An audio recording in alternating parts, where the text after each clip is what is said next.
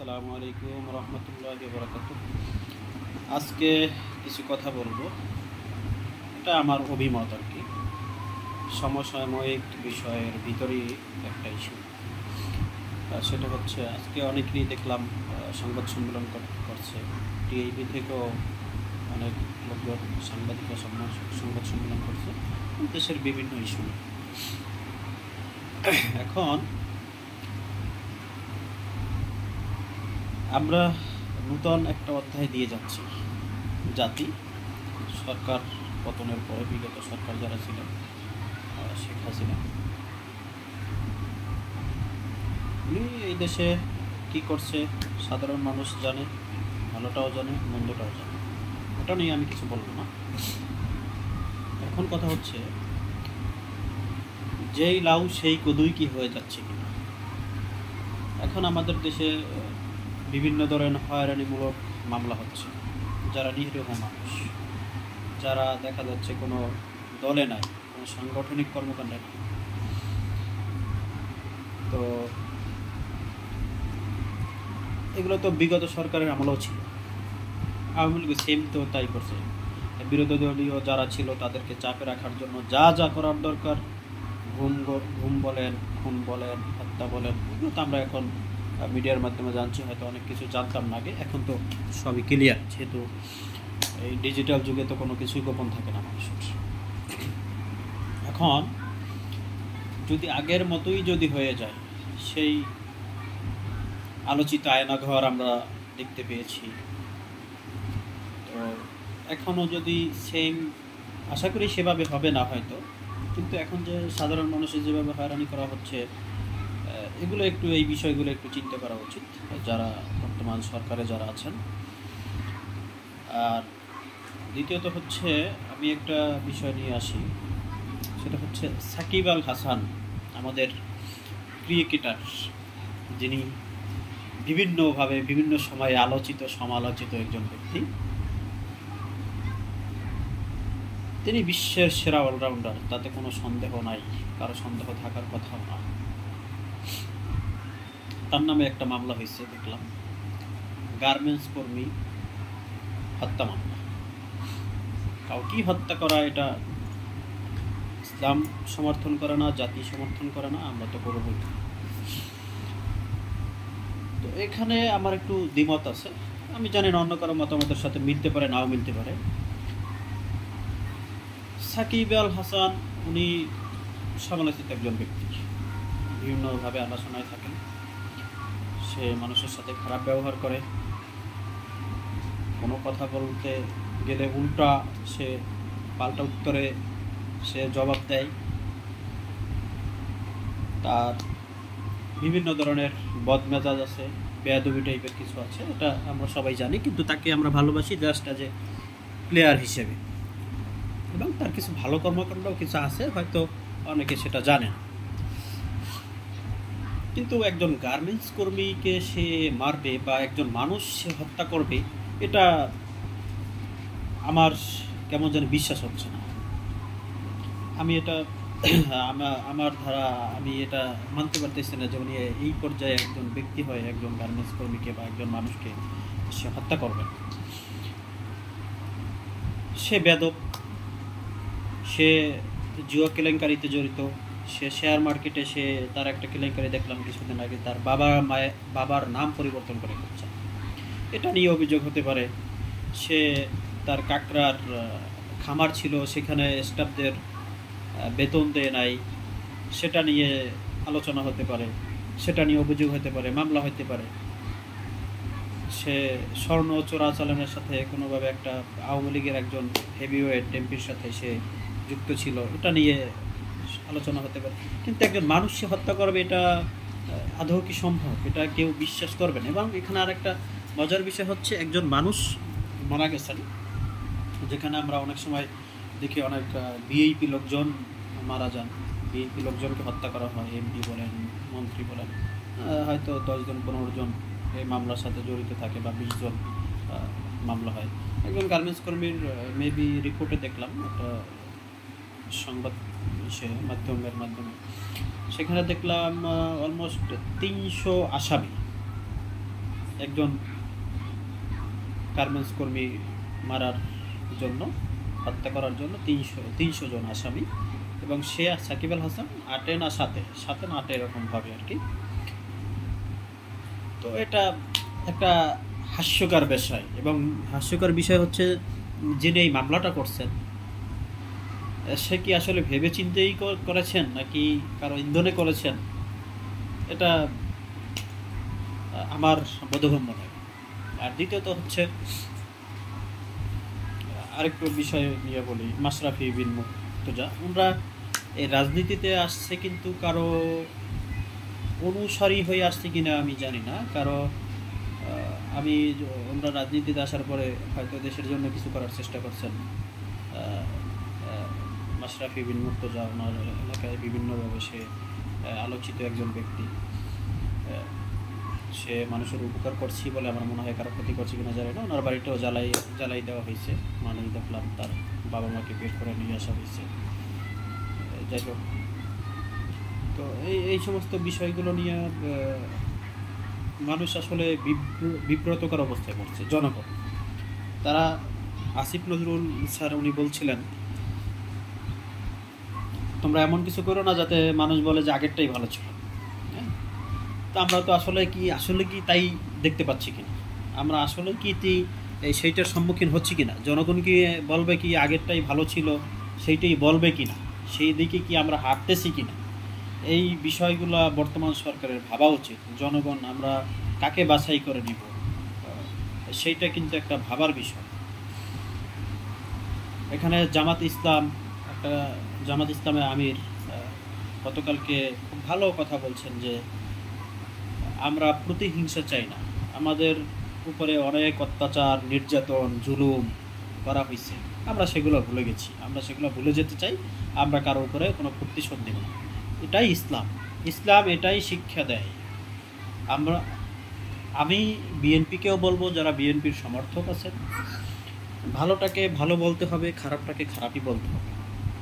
যারা খারাপ করছে, যারা সহিংসতা করছে, আমরা চাই তাদের আইনের মাধ্যমে বিচার হোক, কিন্তু আইন বহির্ভূত কর্মকাণ্ড যাতে এই দেশে না ঘটে, এটা আমি চাই, আমার মনে হয় সারা বাংলাদেশই এটা চায়। তো আমি অনেক জায়গায় সোশ্যাল মিডিয়াতে বিভিন্ন জায়গায় ভিডিও দেখা যাচ্ছে, মানুষকে মারা হচ্ছে, এককভাবে মারা হচ্ছে। কিছুদিন আগে দেখলাম একজন ইমামকে পিটানো হচ্ছে, কোপানো হচ্ছে দাও দিয়ে, সে পালানোর চেষ্টা করতেছে, পানিতে ঝাঁপ দিয়ে পড়ছে, অথচ তার পিছনে অনেকগুলো মানুষ। একজন মানুষকে যখন অনেকগুলো মানুষে আক্রমণ করে, সেখানে একটা কাপুরুষের পরিচয় হয়, এটা ঠিক না, কোনোভাবেই কাম্য না। সে অপরাধ করছে, তার আইনের মাধ্যমে বিচার হবে, বা তাকে হালকা আঘাত করতে পারেন হয়তো বা গায়ের, যদি আপনার রাগ থাকে, ক্রোধ থাকে, মিটানোর জন্য। কিন্তু একটা মানুষকে এইভাবে মেরে ফেলবেন বা গণদোলাই দিয়ে আঘাত করে মেরে ফেলবেন, এটা কোনোভাবেই কাম্য না। আমি পার্সোনালভাবে এটাকে সমর্থন করি না, কারণ আমি মারামারি, কাটাকাটি, হিংসা, বিদ্বেষ এগুলো আমি টোটালি অপছন্দ করি। আর বর্তমান সরকারে যারা আছেন তাদেরকে আবারও বলবো, এইগুলো থেকে ভাই বেরিয়ে আসতে হবে। হ্যাঁ, এগুলো দেখতে হবে। যারা বিরোধী দলীয় নেতৃবৃন্দ আছেন সবাইকে দেখতে হবে। আঘাতের উপরে পাল্টা আঘাত যদি আপনি করেন, তাহলে তো বাংলাদেশ তো এই পর্যায়ে সারা জীবনই থাকলো, পরিবর্তনটা হইল কোথায়? পরিবর্তন তো আমরা তাহলে পেলাম না। এই পরিবর্তন থেকে আমাদের ভালো কিছু করতে হবে। হ্যাঁ, এই পরিবর্তন থেকে আমাদের শিক্ষা নিতে হবে।